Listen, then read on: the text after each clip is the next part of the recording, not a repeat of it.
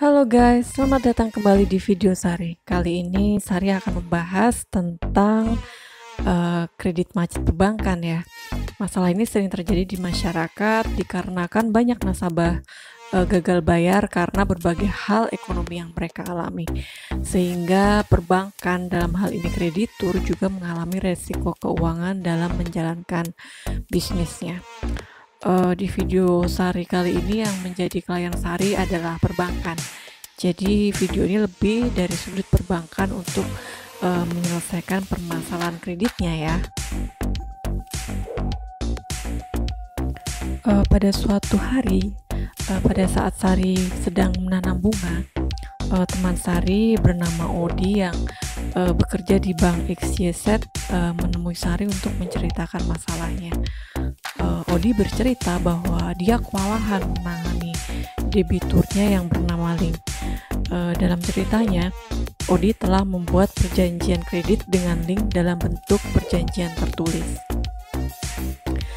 Adapun jumlah pinjaman Ling tersebut adalah sebesar 99 juta.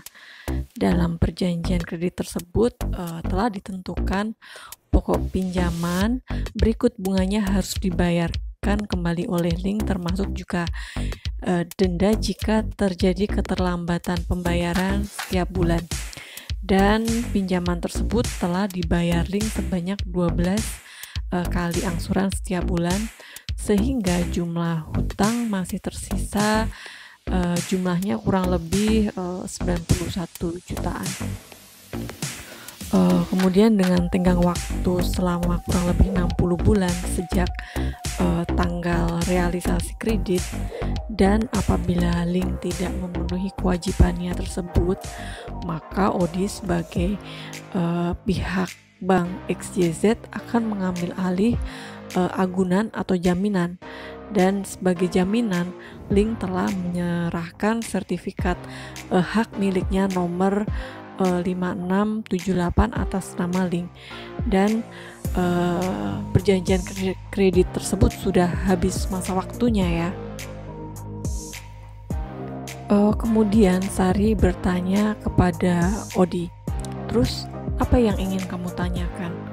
Kemudian si Odi bertanya, dia selaku karyawan bank apa yang harus dilakukan untuk menyelesaikan permasalahannya. Oke, pertama-tama Sari harus mengetahui fakta-faktanya terlebih dahulu di lapangan untuk mencari tahu kebenaran dari cerita Odi terlebih dahulu.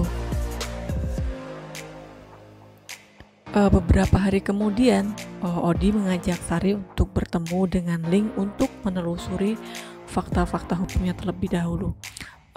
Pada saat Sari bertemu dengan Ling, Sari bertanya perihal kebenaran apakah Ling memang benar meminjam sejumlah uang kepada Bank XYZ tempat Odi bekerja, dan jawabannya adalah benar bahwasanya Ling adalah debitur di mana Ling meminjam sejumlah uang di Bank XYZ tempat Odi bekerja. Ling pun menjelaskan bahwa dia memang mempunyai hutang. Ling sudah berusaha tapi tidak mempunyai uang untuk membayar. Dan sebagai jaminan, Ling telah menyerahkan sertifikat hak milik nomor 5678 atas nama Ling dengan luas tanah kurang lebih 425 meter persegi. Kemudian Ling juga menjelaskan pinjaman tersebut telah dibayar oleh Ling sebanyak 12 kali angsuran setiap bulannya, dan jumlah hutang Ling tersisa kurang lebihnya sebesar 91 juta. Kemudian setelah Sari mengetahui fakta-fakta yang sebenarnya di lapangan, kemudian Sari baru bisa menjawab pertanyaan Odi sebagai karyawan bank. Apa yang harus dilakukan Odi untuk menyelesaikan permasalahannya? Oke, sebelum menjawabnya akan terlebih baik segala permasalahan diselesaikan dengan kekeluargaan dulu ya guys, karena memang fungsinya adalah untuk menyelesaikan permasalahan tanpa melalui jalur hukum, sehingga penyelesaiannya pun jauh lebih simpel karena mencari titik temu sehingga masing-masing pihak merasa tidak dirugikan. Akan tetapi jika memang tidak ada titik temu, maka Sari dalam hal ini sebagai pihak Odi sebagai karyawan bank, maka Sari akan menjelaskan bagaimana langkah-langkah yang harus diambil Odi untuk menyelesaikan kredit macet yang sedang dialaminya. Kemudian yang menjadi pertanyaan teman Sari tentang bagaimana mengajukan penggugatan karena teman Sari akan berperkara tanpa pengacara. Oke guys, di sini Sari menjawab Odi bisa mengajukan gugatan yang ditujukan kepada Ketua Pengadilan Negeri. Akan ajukan gugatan yang harus diperhatikan adalah berdasarkan pasal 163 HIR. Kemudian Odi sebagai pihak yang mengajukan gugatan berkewajiban untuk membuktikan dalil-dalil gugatannya sebagai penggugat, sedangkan untuk Link sebagai pihak yang akan digugat, yaitu selaku tergugat, berkewajiban pula untuk membuktikan dalil-dalil bantahannya. Untuk membuat gugatan, adapun dasar-dasar hukum dan dasar-dasar faktanya akan Sari jelaskan dalam video ini. Dan untuk petunjuk cara pembuatan suratnya sudah Sari buatkan di video cara membuat gugatan ya. Silahkan di klik videonya, maka kalian akan menemukan teknis pembuatan surat gugatan. Kemudian dasar-dasar dan fakta-fakta hukum mengenai kredit macet untuk membuktikan dalil-dalil yang akan dibuat Odi sesuai dengan kasus hukum di video ini akan Sari jelaskan. Makanya simak video ini sampai selesai ya. Oke, pertama-tama dasar hukum yang bisa digunakan Odi dalam membuat gugatan adalah pengakuan bahwa Link membenarkan bahwa dirinya terikat dalam perjanjian kredit dengan Bank XYZ sesuai dengan pasal 164 HIR junto pasal 174 HIR junto pasal 1923 KUH Perdata. Pengakuan merupakan alat bukti yang cukup kuat, maka karenanya dalam gugatan bisa dicantumkan klausula bahwa benar ada perikatan hutang piutang antara Link dan Bank XYZ dalam perjanjian kredit, di mana Bank XYZ sebagai pemberi kredit dan Link sebagai penerima kredit. Kemudian dalam gugatan juga bisa dicantumkan klausula di mana pada pokoknya Odi menerangkan bahwa Link telah melakukan tindakan yang merugikan perbankan. Dalam hal ini telah merugikan Bank XYZ, dan oleh karena macetnya kredit atau kewajiban Link kepada XYZ di mana dikuatkan dengan peringatan pertama, peringatan kedua, peringatan tiga, dan Link pun sampai saat gugatan ini diajukan tidak mengindahkan untuk segera melakukan pembayaran tunggakan kredit.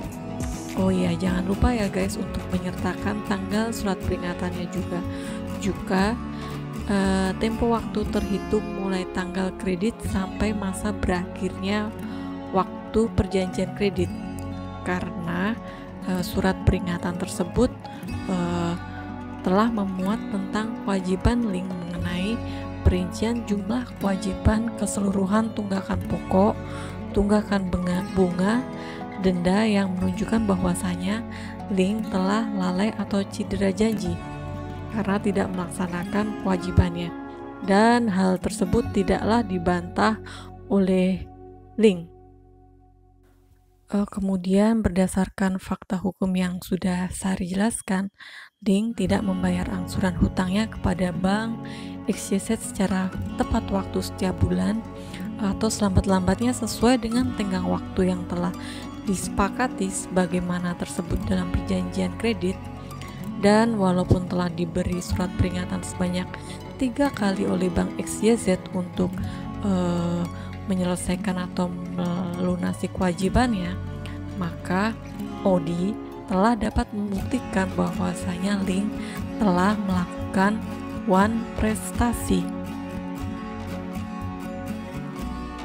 Selain dasar hukum yang sudah Sari sampaikan, Sari juga menyertakan beberapa dasar hukum lagi untuk dimasukkan dalam gugatan wan prestasi, yaitu pasal 1313 KUH Perdata dan pasal 1320 KUH Perdata yang menjelaskan bahwa suatu perjanjian adalah suatu perbuatan di mana satu orang atau lebih mengikatkan dirinya terhadap satu orang lain.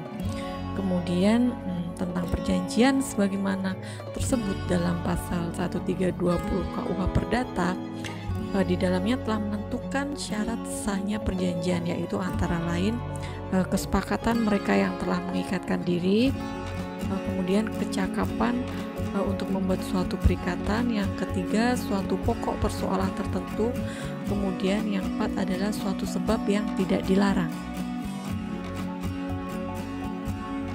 Oke guys, cukup sekian ya video dari Sari mengenai poin-poin yang dapat disertakan dalam klausula pembuatan gugatan wan prestasi atas kredit macet. Jika memang ada pertanyaan dan tambahan, silahkan tuliskan di kolom komen ya. Dan jika kalian mengalami permasalahan hukum yang mungkin menurut kalian membingungkan, silahkan tuliskan di kolom komen juga, karena jika memungkinkan akan Sari buatkan video untuk memecahkan permasalahan kalian. Oke, terima kasih. Jika memang channel ini bermanfaat, silahkan klik like dan subscribe serta bunyikan loncengnya agar channel ini lebih berkembang lagi dan memberikan manfaat bagi banyak orang. Terima kasih.